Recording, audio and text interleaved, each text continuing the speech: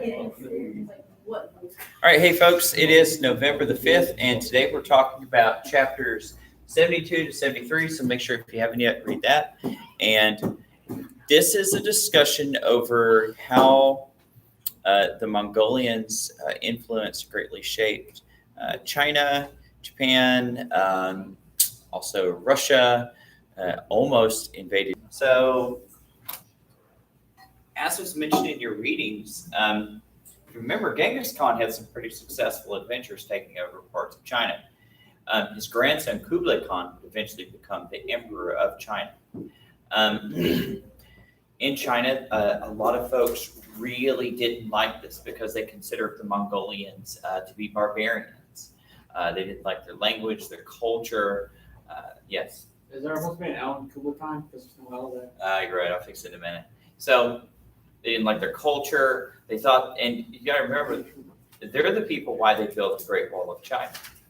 And so the Great Wall of China was there to keep these people out because they'd always traditionally been invaders. And now that they were sitting in the throne of the emperor, this also brought up a lot of religious issues because in Chinese culture, the emperor wasn't necessarily was kind of the figurehead of their religion, but at the same time, they believed that as long as there was an orderly, peaceful government, then that meant that the heavens were kind of smiling upon them. It's called the mandate of heaven.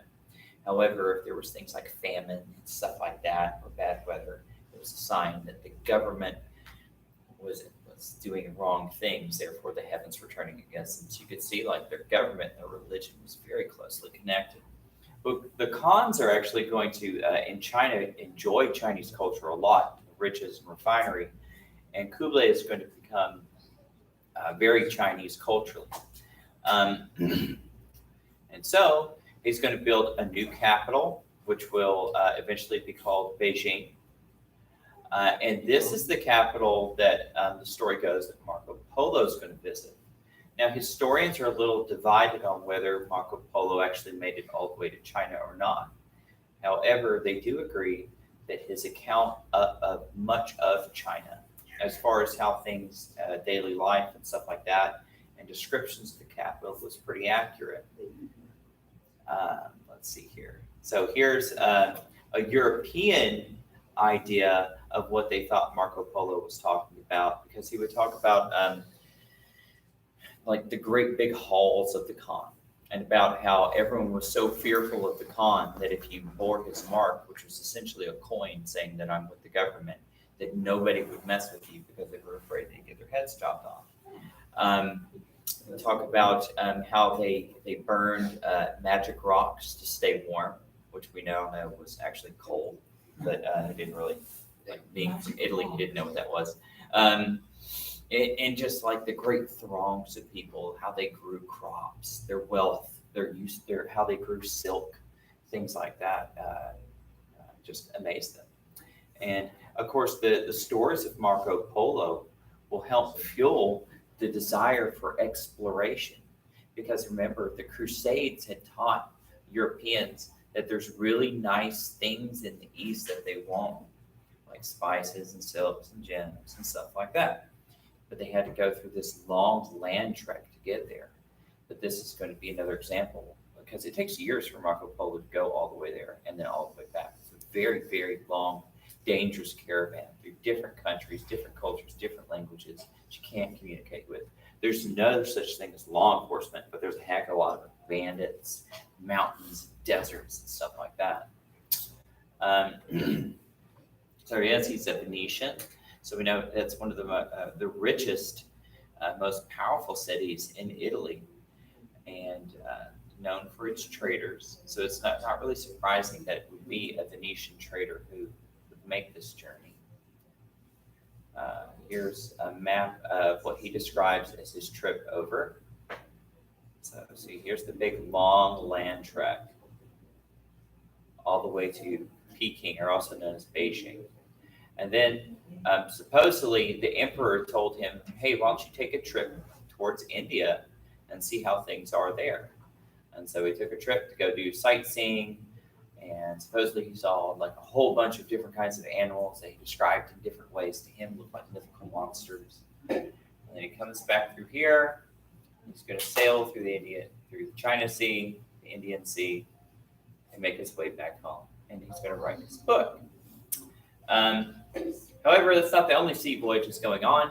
During this time, Mongolians being Mongolians, Kublai is going to want to have to invade the rich regions of Japan.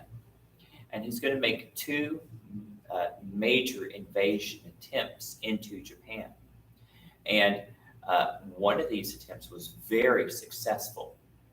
But both times, because of their lack of understanding of seasonal weather in the region, they're going to be caught by tsunamis, otherwise like known Japanese as kamikazes.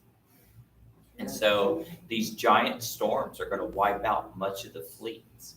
And we're talking about armies that back then they said were like a million-man army.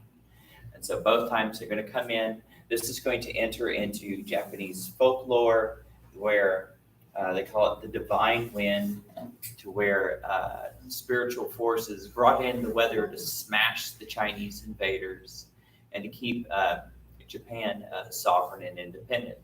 The samurai class in these invasions almost entirely got wiped out through the battles they were having.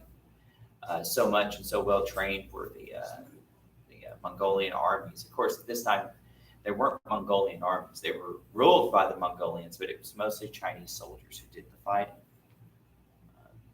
There's a lot going on there.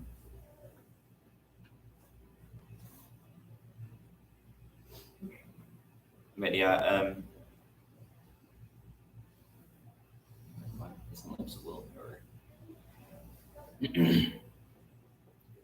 Yeah, there's going to be a period whenever Europeans start like trading with Japanese. They're going to be so fascinated with Japanese art that there's going to be whole schools in like Paris of people trying to learn how to paint like the Japanese. All right, so moving on from there to India, we have the start of the Mughal Empire, which was the Islamic way to say Mongol. And so the founder of this is going to be Berber, who's going to be a descendant of Tamerlane. He's going to be pretty cruel in his conquest, but when he founds his kingdom, he's going to rule it pretty justly afterwards. His descendants are going to be in charge of much of Western India for hundreds of years. They're going to build buildings such as the Taj Mahal and things like that. Now, it's because of this is why you're going to have the western part of India is mostly going to be Muslim. And then when later on, thanks largely to the help of Gandhi, they're going to get independence from England later. But one of the things they're going to do is that traditionally throughout Indian history, Muslims and Hindus don't get along very well. And so what they decide to do is they decide to give the western half of India, called Pakistan, to the Muslims, and the eastern half largely to the Hindus. And when they do that, though, there's going to be a lot of forced evacuations where people are going to go to one side or the other. And so to this date, neither one of the countries care too much about one another, and they're both pointing nukes at each other. So let's hope they stay peaceful. So there is cause and there is effect, right? All right, so here we have the growth of the Mughal Empire, all the way from the west part. They're going to take over these parts here, but for the most part, the British are then going to come in and control all of it. And when they do control all of it, they're going to set up puppet princes, but we'll get more of that in world history. All right, so Russia is going to be controlled by what's known as the Golden Horde. And so this is like the original invaders from Genghis Khan. When they own parts of this, some of them are going to interbreed with local nobles. And Russians are going to be very proud of their Mongolian blood. However, during the period of the Golden Horde, average Russians had to pay tribute to the Khans. And if they didn't pay these annual tributes in money and in slaves and in soldiers, they could risk having their entire villages wiped out to the man. So this is going to be a very hard time. Russians don't look fondly upon this time period, however. And so, as your book hints, and there is a point to this, eventually Russian kingdoms are going to band together because the Mongolians aren't paying attention to what goes on in these towns. They just come visit every now and again demanding money. They don't understand that a lot of these cities are going to band together, and then eventually, under the leadership of Ivan III, there's going to be a great battle, and they're going to throw the Khans off, and most of the Mongols are going to go back to Mongolia, north of China. And that's going to be the end of the Golden Horde. And it's going to be the beginning because he's going to marry into the Byzantine imperial family. Russia, all the way up until the death of Tsar Nicholas at the hand of the Bolsheviks during World War I, is going to consider itself the Third Rome. So the first Rome being an actual Rome, the second Rome being in the Byzantine Empire, third Rome being Russia. Of course, there you have it. And now it's number one. Of course. Huh? What? It's a totally not Russian. Totally. It could, I don't see any difference here.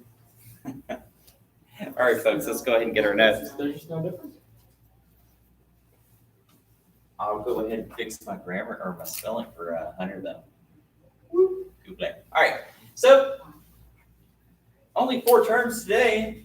We have Kublai Khan, Babur, Tartars, and Ivan III. Of course, there's a lot more information to it than that, and all that good stuff. So, Kublai Khan, what exactly did this guy do? The Emperor. he was the emperor of the Mongols. Yeah. So, Mongolian.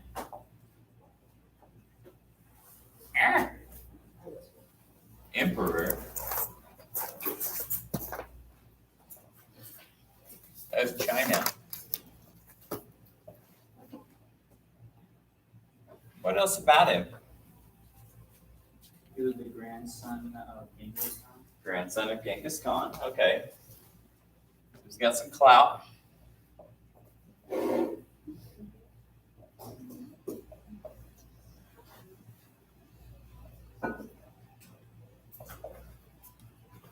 Anything else?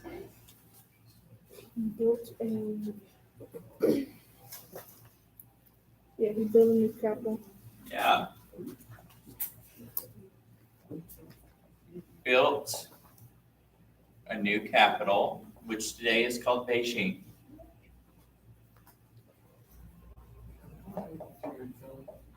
What else? Did he fight anybody, or did he He I didn't mention this, but actually the Khans will go in and take over a lot of Korea and Indochina and stuff like that. So they are going to expand a lot of Chinese empire. He traded with Europe. Yeah, that's right. He's going to, and that's one thing. This is good. China has traditionally, throughout most of its history, has been very shut off to the rest of the world. Japan as well. It's a big culturally part of where they are, and so Mongolians don't care about that. They're like, what do I care? So it's going to open trade with Europe. And he's going to be like, hey, yeah, go ahead and send missionaries. I want to hear what they have to hear or have to say. He's going to be like, he's going to open up a discussion with Muslims as well. He's just going to be like, hey, I don't care. I just want to hear what you got. Sounds interesting. Whereas traditional Chinese society was like, are you crazy? What are you doing? They're barbarians. Yeah, open trade with Europe. And all that stuff. He's going to have 2 failed invasions with Japan. He's going to expand south, open up trade with a lot of Muslim regions. And of course, you got to remember, a lot of Western China today is Islamic. And so that's one of the reasons why they do have such good trade relations with the Middle East, because of that cultural similarity, that connection. All right, so moving on from there, somebody else, Babur. What is he found?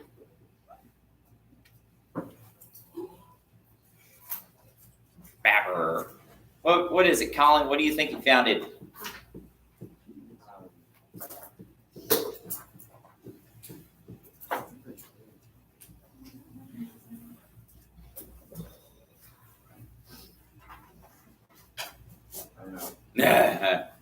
He founded the first Subway that never served sandwiches.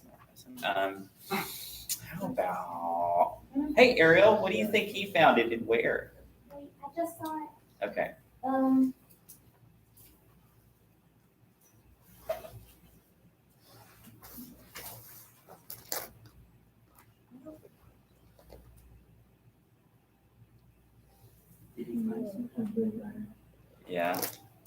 Yeah, I mean, it's pretty typical for us.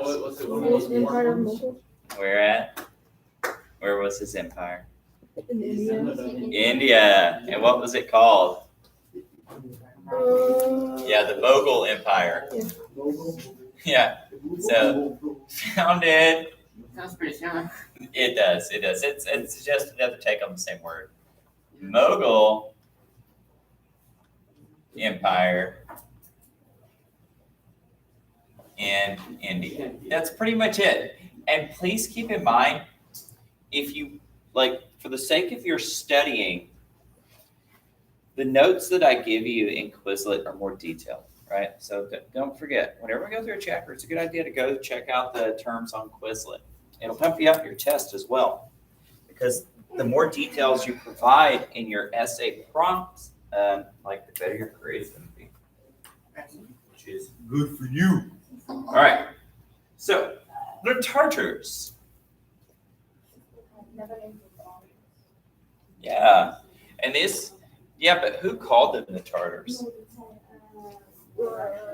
Yeah. So Mongolians in Russia.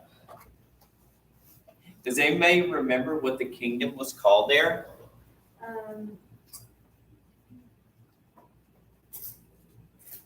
It was a kind of horde. Oh, yeah, Golden Horde. The Golden Horde. Yeah. Ruled the Golden Horde in Russia. But I mean, they really didn't even rule it. They just kind of exploited it. They were like, "Hey, give us riches so we can go back home. Okay, bye. We'll let you live." So, they got what they wanted, and if they didn't get what they wanted, they hurt everybody. And people were super scared of them. These were disarmed serfs and peasants who were just simple farmers, and they were also disbanded. They didn't even have feudalism. They were just like little villages with little mayors here and there. So they were totally helpless in the face of an army that could go around and defeat armored knights, Chinese warriors, Indian armies. They were like the best of the best at the time.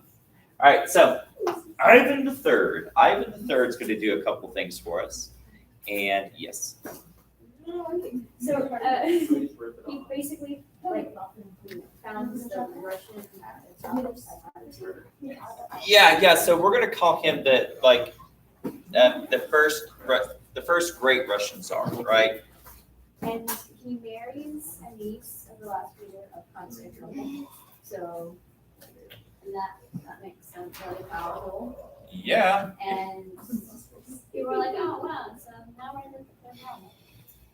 Because related to the second realm. Uh-huh. Yeah, he married into the Byzantine imperial family. And he's also going to kick somebody out. And he's going to defeat Mongols. the Mongols and kick them out. So, united his people to free Russia from the Mongolians.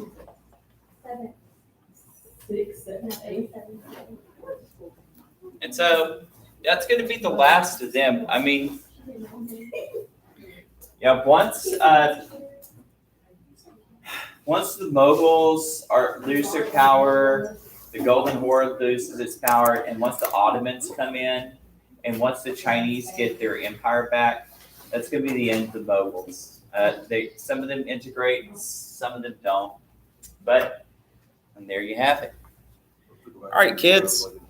So when we come back next time, we're going to talk about the Ottomans tomorrow, which is also a B day tomorrow. And I'll talk to you later. All right.